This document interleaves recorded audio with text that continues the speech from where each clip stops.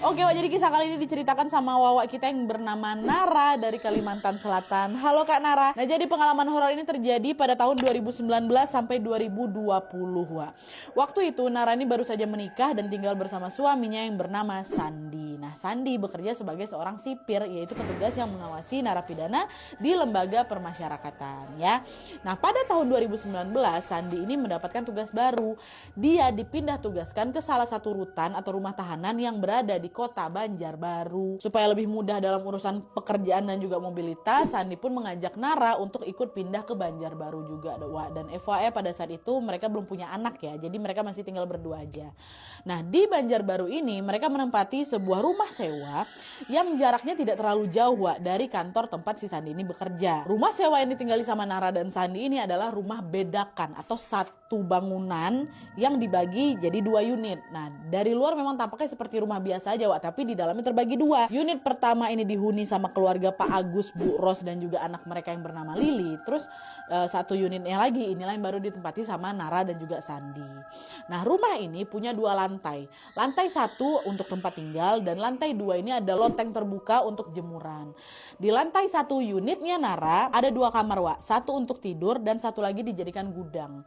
Nah, pas awal-awal mereka tinggal di sana, Nara memang sering ditinggal sendirian karena Sandi sibuk dengan pekerjaannya. Sandi memang sering lembur, Wak, dan pulangnya juga telat.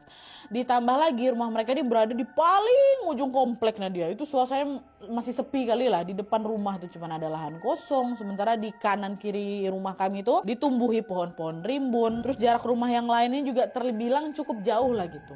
Alhasil satu-satunya tetangga dekat yang Nara punya ya itulah tadi cuman keluarganya Pak Agus itu. Jadi kalau misalnya Sandi lembur, ya Nara nggak sendirian-sendirian kali lah, di situ ada keluarga Pak Agus. Nah, terus setelah beberapa bulan tinggal di sana, Nara mulai sering menemukan kejanggalan-kejanggalan yang berkaitan dengan mistis, Wak. Contohnya, benda-benda yang udah ditata rapi di tempatnya sering tiba-tiba jatuh ke lantai, padahal nggak ada angin, nggak ada hujan tuh, dia nggak ada juga yang nyenggol, jatuh. Tiap malam Nara ini juga sering dengar ada suara aneh, macam suara anak kecil ketawa-ketawa, suara orang lagi jalan-jalan di dalam rumah, suara benda-benda jatuh, tapi waktu aku cek nggak ada apa-apa. Nah, dia kayak gitu. Awalnya Nara cuek-cuek aja, Wak, sama kejadian-kejadian aneh di rumah ini kan.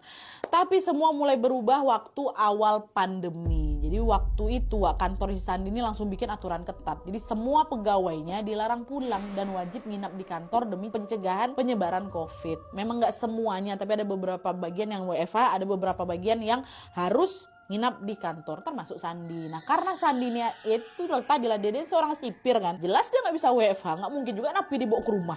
Nah, akhirnya sejak saat itu Nara pun jadi makin sering sendiri.